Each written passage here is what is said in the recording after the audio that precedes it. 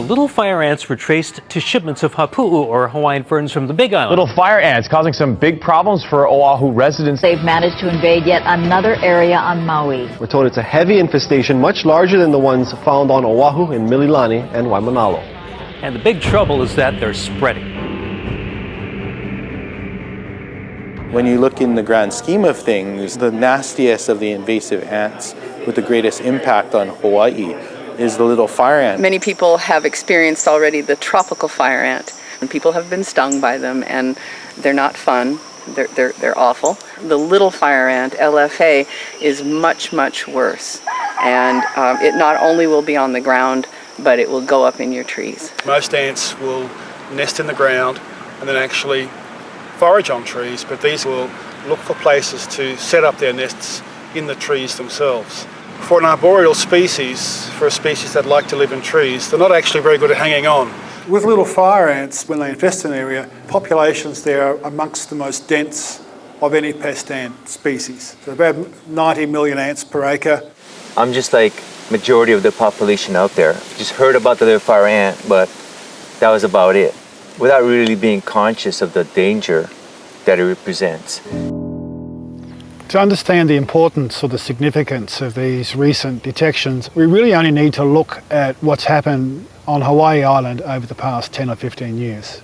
I'm in my 7th year of this job, working in Hilo. And when I first started, most of the fire ant calls we got from the Lower Puna area, the Lower Puna, Hawaii Paradise Park, Hawaiian beaches. And then there's also another big hotspot around Curtis Town and Kauai. And then the next hotspot was really Pepe Echo and the beginning of the Hamakua coast. Over the 7 years, that's really spread, and for me the most noticeable part of that spread is an increase in density where they were originally. So that basically there's a lot more now. The whole township of Hilo is now a very heavily infested part of the problem. We've also discovered outlying infestations at Honeka'a, at Waipia Valley, at Nalehu, and then really down the west coast in its entirety. So Hawaii Island is pretty much surrounded by fire ants, and I think the limit of their success will be dependent on elevation. Highest we found it in Hawaii is about 3,800 feet. Looking worldwide, it's about 6,000 or 8,000 feet. So it really impacts on all of us at every segment of our lives. And the people living in these infested sites could tell you pretty quickly why it was so much trouble. We got rained upon by, all of these fire ants. We didn't know what it was, but it was very, very painful. It was like burning after that. Just had to go and take a shower, and it still was burning after that. It was like, what is this rash? Intensely itchy, painful rash. They'd crawl up our legs, they were on our couches, in our beds, in my dresser. They hurt for a long time. Prior to the treatment of this school, they were in my classroom. Everybody at one point or another got a bite or two. You can go to the beach and put your picnic basket down, and maybe you're going home with some little fire ants. I think actually went with us to our homes. That's the bad part. In our cars, you spread and you end up in your bed, and you get a bite in the night, and it's not a good feeling. It is so easy to spread things accidentally. I don't go to the beach anymore because I know they're down there, but that doesn't mean that my neighbors won't. You certainly couldn't put an infant on a blanket, sit under a tree, and have a picnic in our front yard. You couldn't do that anymore. We have 3 cats and 2 dogs, and every single one of them has a clouded cornea. The rate of dogs and cats and other domestic animals being affected by fire ants, the numbers are absolutely massive when you compare that with areas that don't have little fire ants. So I already knew it was a fire ants. Fire ants were biting, yeah. Next day I went to the veterinarian and they said the fire ants and bite them in the eye. They told me dogs can go blind, yeah, if they get bite good enough. So the white tail one's eye, little bit. There's no question that the fire ants and the cloudy corneas come together. When the thing was white like that, ever since then, still chase cats. So aside from the discomfort of being stung, one of the biggest problems for agriculture is the ability of little fire ants to ranch and look after common plant pests like mealybugs and aphids. Those insects secrete a sugary substance that the ants use as a source of energy that allows them to expand and grow and farm yet more mealybugs and scale insects, which makes the plant sicker and sicker. That decline in health could result in quite substantial crop losses. Harvesting anything from a tree is going to be very, very, very difficult. And it will greatly impact agriculture. I mean, agriculture as we know it will not be here. Hawaiian forests are really quite unique in the world. They've developed and evolved very much in isolation. Like most island ecosystems, they're very vulnerable to changes. There are no native ants in Hawaii, so invasive ant species can be particularly damaging. And little fire ants can wreak quite catastrophic ecological impacts on any ecosystem, but especially the ones that are more delicate and more complex, like the ones in Hawaii. There will be incredible consequences in terms of species richness, biological diversity, and the survival of rare and endangered species. A team which included Dr. Donna Lee and myself worked on an economic analysis of the costs of fire ants to Hawaii Island. So she went through all the possible costs, that impacts that fire ants would have from an economic basis. And from her study, she predicts that in the next couple of years, those costs are going to kind of settle in at about $100 million a year. The movement of people and goods from Hawaii Island serves as a pathway for little fire ants. With effective biosecurity at all airports and harbors, we have a chance of stopping their spread. The biggest change that I've seen is the increase in discoveries of little fire ants on neighbour islands. We just see the pests on the Big Island as a threat to Maui. We find little fire ant weekly. We're doing, trying to do it as well as can be done, but they're still getting through. Some items are really high risk. I think particularly the tree fruits. Those are where we find the little fire ant on heliconias, gingers, or the cut flowers and foliage. We see them moving in plants. We see them moving in hapu'u logs that had been collected from forests that are infested with little fire ants. What else are they moving in? The passengers, the passengers carry their cut flowers and foliage and produce to each other, family, friends, island to island. We see coolers coming in inter-island.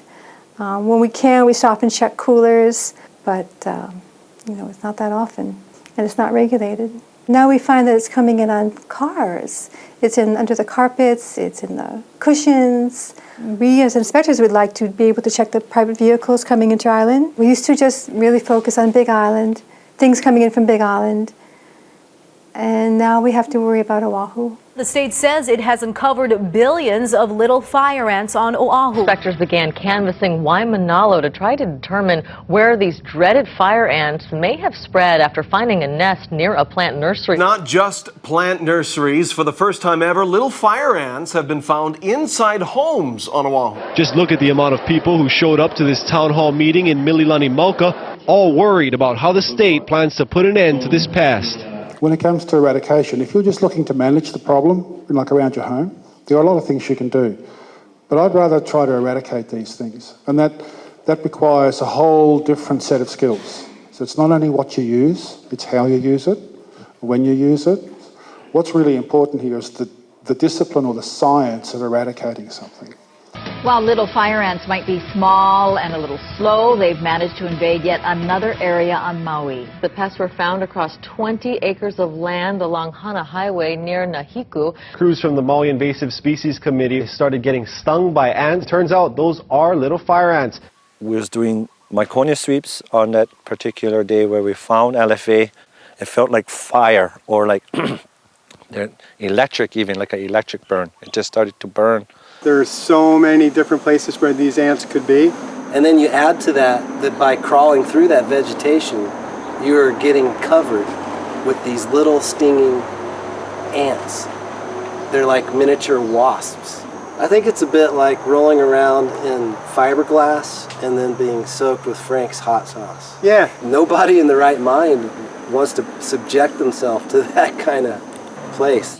Years of research at Hawaii Ant Lab and UHCTAR have produced new treatment protocols to help Big Island homeowners control the ants, as well as eradicate small infestations on other islands. My research on the little fire ant has been quite extensive. We've tried several different insecticides as well as baits. The baits we use are generally between 99 and 99.9% food, and we lace that with like 1 or 0.1% active ingredient.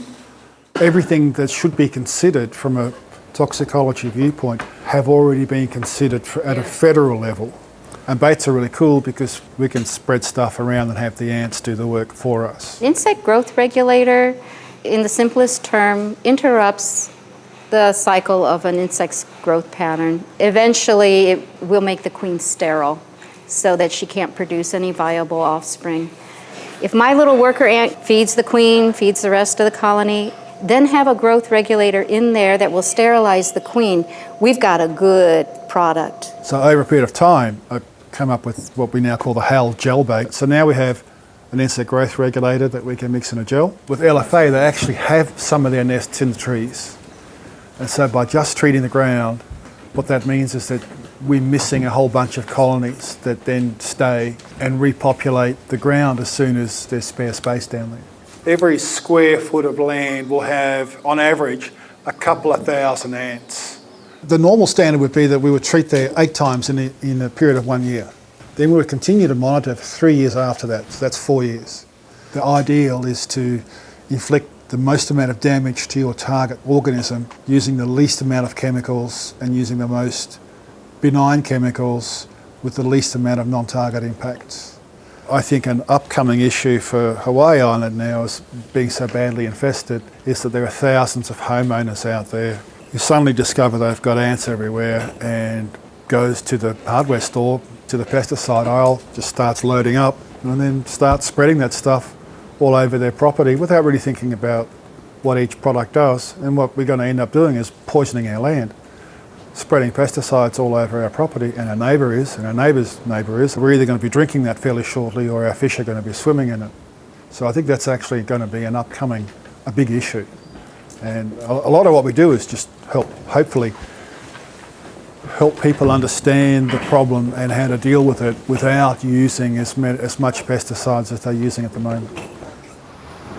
We've been working very hard at the 2 main infestations we have on Oahu. The Mililani site, we're actually getting some really good results there. Population levels are down. We're not finding ants. After the initial treatments, there was a large knockdown of ant population. Without the cooperation of everyone here, we wouldn't have been able to accomplish anything. On the site of Waimanalo, which is more of a forested site, we're finding that the progress has been slower than we thought, and it may be that we need to continue treating there for a bit longer than normal. One of the most interesting eradication projects we have going at the moment is the one on Kauai. Historically, the little fire ant arrived to Kauai in 1999 on a shipment of palms. And unfortunately, now it's about 12 to 15 acres. Right here, we're on Kali'iwai Beach. It's a beautiful sandy scape, and it abuts this cliffside area. The ant infestation is actually along that cliff line around the corner. We started an eradication program there, and my team has been working quite diligently on that site. So this project is progressing really well. Phase 1 was all of the easily accessible areas. It was still heavily landscaped, and so a lot of vegetation, a lot of very tall palm trees, and so it was challenging, but it was at least accessible. The phase 2 is treating all of these high angle and the really steep and loose terrain, all these challenging areas along the ocean. Since we have to use the ropes and rappel down cliff faces and go through very steep terrain, it's really challenging. I've walked up and down these trails 12 to 14 times yesterday. which is really, really exhausting. When we do our surveys for the ants and the population here, we need to take counts. And so we set out little collection vials that are baited with a tiny amount of peanut butter. We set them out, and then about an hour later, we pick them up. Before treatment started, almost every single vial had ants, and there were hundreds of ants in each vial. The only places we don't find the ants are actually on the direct cliff face where there's no vegetation. As long as there's a little bit of leaf litter or vegetation or something to keep moisture, the ants are there. So before we started treating, the only ants we saw were little fire ants. And there was a very clear boundary of little fire ants on one side, and then you have several other species on the other side of this boundary. First time I came, I was getting stung as I was going through the trail. I haven't gotten stung yet this trip. So the first thing that I noticed this time was a lot of the other ants around. When I first came here, you couldn't see them. We're finding queens, yeah, so which is a good sign.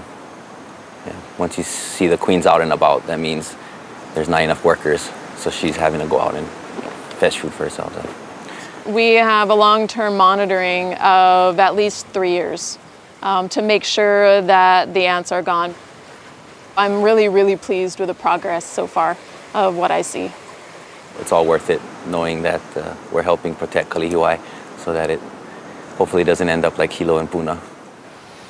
So the latest detection we have in Maui is in an area known as Huelo, and that particular infestation was discovered and reported by a resident that lived there. It covers about 4 acres. We've had a close look at that site, but it's very much doable. I think our team can eradicate it from there, given the normal treatment protocols that we use. Waihehe is just a few miles west of Kahului. So after 3 years of continuous monitoring of that site, I got to a point where I was happy to say that we'd eradicated it. So that was a success in many ways. The most important one is, yeah, we can eradicate this. And up until then, that was not something that we knew for sure that we could do it. Our biggest infested area is in Nahiku on the island of Maui, and it's a really challenging site. The topography is very steep, bisected by a fairly fast-flowing stream. A lot of runoffs and ravines, a lot of ups and downs in between. But the most difficult parts, I have to say, about just walking through the place is countless of dangers that you can come across. The little fire ants have managed to get into the stream and be carried along the banks by periodic small floods. And what we have now is a very fast-moving infestation that's travelling through some very steep and inaccessible country. You know, if they can find their way down a stream, they can raft or be on a piece of wood or something, come out of that stream and then, you know, wherever the tide takes that lump of wood, along with the ants attached. It's kind of a really high risk. We really need to do something quickly simply because we're not used to the speed at which these ants are spreading down that waterway. And I'm pretty worried that if we can't stop it here, that the team might just take over, and that would be very sad to see that we can't be able to access these trails that our kupunas have taught us all these years. If we don't get this under control here in Hana, then the same is going to happen, you know, island-wide. Folks in Maui, Hana, we're all going to lose. The control efforts at Nahiku are at best difficult, dangerous, and costly. We cannot continue to eradicate new infestations indefinitely. Our efforts will be overwhelmed if we fail to stop the flow of ants from Hawaii Island. So one of the places fire ants found themselves in recent years was in Cairns, which is in northern Australia. And they've managed to develop the techniques that are needed to produce a detector dog that can find just little fire ants. I like to call it biological rocket science. The better dogs are able to find very, very small colonies of fire ants of just a few hundred workers. I see dogs as being something that could be very helpful for us in finding these infestations early and quickly. Because we can bait for ants. You put down the peanut butter sticks, it takes a half hour before you can determine if anything's there. And we've also learned that when you're moving stuff around with forklifts and stuff, maybe the ants don't come out and feed. that disturbance could cut off the desire of those ants to be out feeding. So maybe they're there and they don't go to the bait. And our detection method relies on ants looking for food. Whereas a dog would be able to smell it no matter where or what state the ant's in. Because there's so many places to hide, because it doesn't have to come on an agricultural commodity. It could come in a pallet. They could look at more, wider, faster. Every year we're getting new pests. We have a very small number of people that are responding to a growing number of crises. We can't address little fire ants with the small staff we have. That is clear. I think about the other islands, and Big Island, Kona side, they worked with 2 inspectors for the longest time, and I think they have 3 now. Hilo is inundated, and Kauai, they have 2 inspectors on Kauai. 2. After little fire ant showed up on Maui and then on Oahu, the plant quarantine branch decided to change tactics a little bit and do some targeted increased inspections. They started to do 100% inspections of certain commodities. Little fire ants have been found probably every day, mostly by Big Island staff. In order to maintain this increased level of inspection, I believe plant quarantine would probably need about another 75 inspectors. That way they could have a night shift on every island. They could have full coverage during the day on every island. There's been a call from the legislature to develop biosecurity facilities at each of the ports. Maui was the first, and Honolulu is to be the second. We need to take a brand new look at what's needed in this state in terms of biosecurity. Maui is the only island that has a quarantine building specific for looking for pests. And it really shows in the tremendous number of things that they find. They intercept these things before they get out and into our communities. We have the ASAP building on Maui. They don't have those on the other islands. They can forklift in the air cans and they unload them indoors, and we can look at mostly produce, cut flowers, plants coming in that way. Honolulu is not the same. They don't have appointed inspection facilities, which is crazy. So Hawaii Department of Agriculture is largely working in temporary rooms on fold-out tables, and that's not a way to find little fire ant. You could see at Young Brothers today, we're outside, there's no facilities. Little fire ants won't come out in the heat of the sun like that. So if we had just something with shade, it would help a lot. So that's something that we need. If we had a facility there where we could have at least 2 inspectors staying there all day long to be able to catch it. The state is going to need to get far more proactive in checking freight that's leaving the islands from every port, at the docks and at the airports, to try to control it, and so we can keep it off of other islands. It's the one thing to look at a snapshot now of where we are in this state with invasive species, but when one looks at the trend line, if you're paying attention, you find it disturbing. So remembering that the Big Island is always going to have little fire ants, and now we have little pockets of fire ants in other places, maybe some that we don't even know of yet. I think we have to change our mindset. Talking to people about it, a lot of them say, oh, it's only an ant. Maybe they're underestimating the ants a lot. And because you won't really feel the effect until it's too late and you're infested. I have a place in Hilo, right between Hilo and Puna, and Pane'ewa, homestead land, and I've just kind of seen them take off. From there, infesting most of my friends' houses. Start being aware that we are the main vectors for these species. And anytime you bring things to your home, to your community, even if it's just shipping your auntie's car from Hilo, treat that as a potential vector, carrier. Everyone's watching their potted plants and all their soil medium for little fire ants, but the little fire ants can come in almost anything, from vehicles to any kind of used material, for anything that's been sitting on the ground, a possibility that the ants are hiding in there. It's a big game changer. A lot of people aren't used to having to check everything So if there's the one message that people really need to take to heart, it's do your part. Survey your yard and tell us what you find. Send in your samples. You take a chopstick and thinly coat it with peanut butter on one end and lay it in the areas where you think you might have little fire ant. Be it a potted plant you're bringing onto your property, or a banana tree you've already planted, or a palm you've already planted. They really do like moisture. It's really not difficult at all. Within 45 minutes, the stick will have the little fire ant on them. They're very small, but you should be able to see them. And of course, if you do find them, you want to put that little stick in a plastic bag, freeze it to kill it, and then send it to the Department of Agriculture so that they can make a positive ID, because there actually are quite a few stinging ants on the island, and they're only able to actually positively ID them with a microscope. The ongoing spread of little fire ants on Hawaii Island is tragic. Failure to protect the other islands will be an abandonment of our responsibility to Malama Aina. After years of deliberation, there is still no biosecurity plan for the state of Hawaii.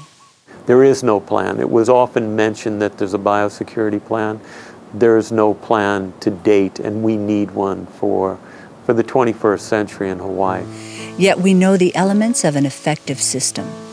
We must have inspection facilities and dogs at each airport and harbor. Dogs would immediately give us a real chance. Support and full staffing for all agencies and organizations working to protect Hawaii from little fire ants. Cooperation of producers and transportation companies. Informed and active communities. The failure to act, and act aggressively and act now, will change life in Hawaii for everyone that comes after us. Without extraordinary effort to stop their spread, little fire ants will cover all the islands. What will be the legacy we pass on to future generations? If we don't do something, our children will grow up just being used to this. They will never know what it's like not to have fire ants here. Will we let our beautiful island way of life slip away? Create chemically treated sanctuaries in a sea of ants? Endure the suffering of our pets? Will we accept the impact to our economy, to agriculture, to tourism, and the immeasurable harm to native plants and animals, the life of the land? We must decide now. If you care at all about sustainability in Hawaii and your family and descendants succeeding here, then you need to care about little fire ant. Yeah, it's just that Hawaii is such a beautiful place, yeah. Just trying to keep the place healthy, safe for the future generations.